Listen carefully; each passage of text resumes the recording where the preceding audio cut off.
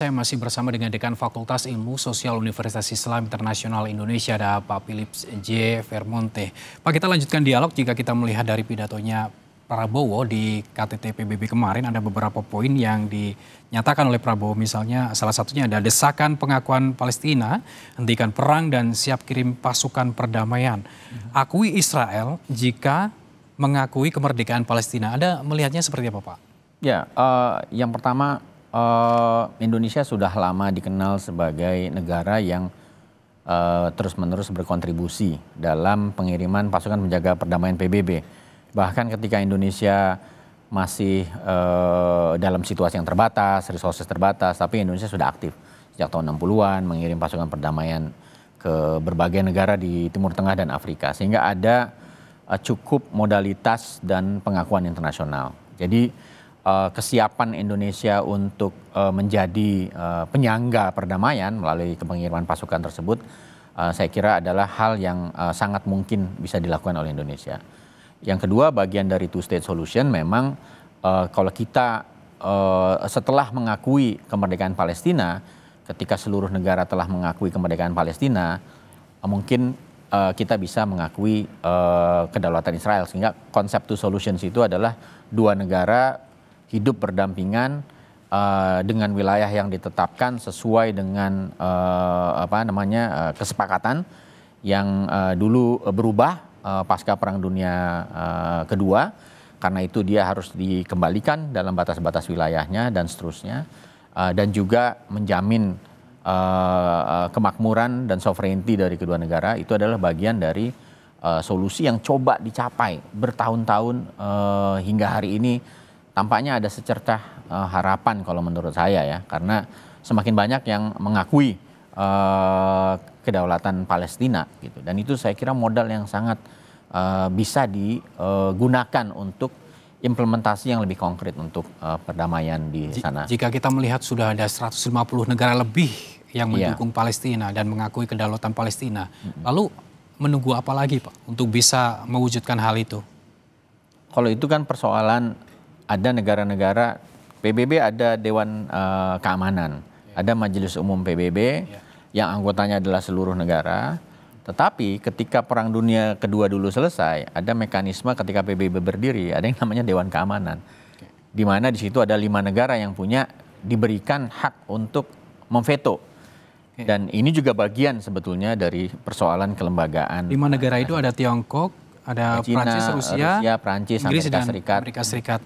Hanya satu yang belum menyetujui hal itu ya? Ya, tetapi karena mekanisme yang sedemikian rupa, maka veto itu menjadi persoalan memang. Tetapi dalam konteks perjuangan menuju kemerdekaan, langkah-langkah diplomasi itu tidak bisa diremehkan juga. Kalau kita tengok sejarah Indonesia, kita menyatakan diri merdeka tahun 45, banyak negara yang tidak serta-merta mengakui kan, tetapi kemudian melalui perjuangan diplomasi akhirnya Indonesia juga dibantu oleh PBB, diberikan legitimasi sebagai negara berdaulat tahun 1947. Sehingga menurut saya fokus kita dalam konteks perjuangan membantu kemerdekaan Palestina, saya kira langkah-langkah diplomatik itu sangat penting dilakukan, dan dalam konteks Indonesia itu tidak hanya dilakukan oleh negara, tetapi juga dilakukan oleh aktor-aktor masyarakat gitu. Dan saya kira mudah-mudahan setelah ini kita bergerak maju lagi, karena ini kan masalah yang begitu kompleks, Mas Gali. Jadi perkembangan-perkembangan positif itu menurut saya harus di-embrace, harus disambut. Kemudian sambil kita letakkan lagi dasar-dasar yang lain, jadi kayak batu bata menuju rumah perdamaian itu gitu. Perkembangan ini menjadi positif, dukungan atas kedaulatan Palestina juga semakin meningkat. Namun apakah ini meningkatkan juga atau efektif untuk meningkatkan kesadaran internasional? Kalau saya lihat dari hasil voting di yang kemarin, endorsement untuk New York Declaration, bahwa ada 145 negara yang setuju, hanya 10 yang menentang, 12 abstain. Itu artinya kesadaran sudah terbentuk di hampir mayoritas negara di dunia gitu. Nah, yang paling penting kan kemudian merawat sehingga orang tidak kehilangan kepercayaan terhadap proses menuju perdamaian. Karena itu perlu langkah-langkah yang lebih konkret. Antara lain yang ditawarkan Indonesia, kita siap kalau PBB memerintahkan pasukan perdamaian untuk menjadi buffer agar tidak terjadi serangan-serangan, penggusuran orang dari wilayah, dari tanahnya dan seterusnya. Gitu. Jika itu nanti akhirnya berhasil ataupun kedaulatan Palestina itu juga kembali disuarakan, apakah nantinya juga akan mencerminkan perubahan terhadap kebijakan-kebijakan di luar negeri, Pak? Kita berharap begitu ya, dalam konteks Timur Tengah ini wilayah yang tidak pernah berhenti konflik. Kita di Asia Tenggara kan kita menikmati keamanan di Asia Tenggara. Karena salah satunya adalah karena Indonesia negara yang besar dan kita di wilayah ini dan kita tidak ekspansionis, kita tidak menyerang negara lain. Indonesia bersama negara di Asia Tenggara membangun norma-norma agar wilayah kita damai. Timur Tengah itu sejarah konfliknya panjang sekali gitu. Karena itu setiap usaha dan kita juga akan terpengaruh karena ada banyak hubungan bisnis, ada jalur minyak, jalur perdagangan dan lain-lain. Dan wilayah itu begitu pentingnya untuk sebagian besar negara di dunia. Karena itu sebetulnya semua negara, Mas Galih, dia punya kepentingan agar Timur Tengah ini menjadi wilayah yang damai gitu. Dan sesedikit apapun yang bisa kita capai pelan-pelan di Palestina untuk usaha mencapai kemerdekaan dan solusi permanen, itu saya kira Indonesia pasti akan secara konsisten telah mendukung sejak lama sekali. Jadi mungkin masih ada harapan nggak di forum PBB kali ini untuk menyelesaikan konflik Palestina-Israel? Kalau dikatakan besok selesai, enggak, kalau menurut saya. Tetapi fondasi-fondasinya sekarang jauh lebih kuat menurut saya. Dan sebetulnya apa yang terjadi kemarin ini, New York Declaration dan lain-lain, itu prosesnya sudah dimulai dari tahun lalu, Mas Galih. Jadi ada kesepakatan negara-negara anggota PBB tahun lalu menetapkan Prancis dan Arab Saudi untuk menjadi co-chair, untuk menjadi pemimpin proses ini. Yang kemarin mereka saya kira dengan baik selesaikan.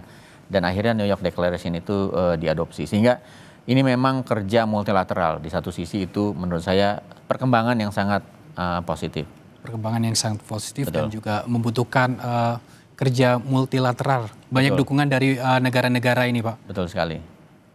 Terkait dengan desakan pengakuan Palestina, nanti apakah itu juga mungkin akan kembali lagi disuarakan oleh beberapa negara yang nanti mengisi pidato di sidang umum ke-80 PBB? Saya rasa ya, dan momentumnya pas.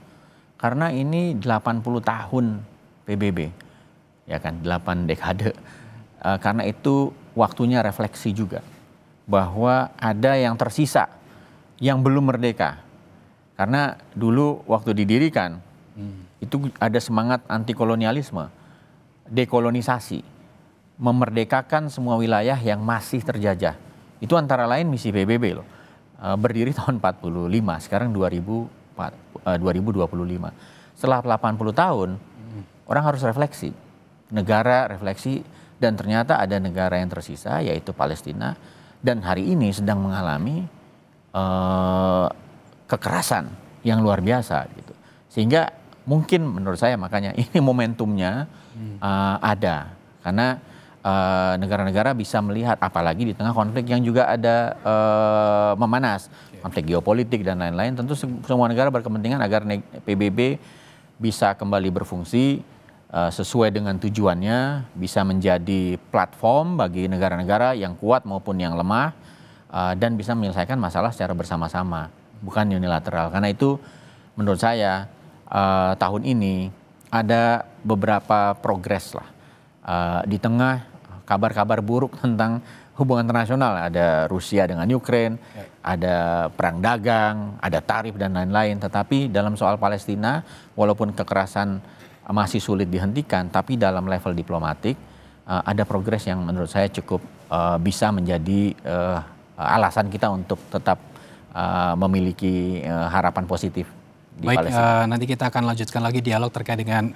konflik yang terjadi ini apakah memang dukungan dari sejumlah negara ini juga akan mempengaruhi kondisi konflik di Gaza?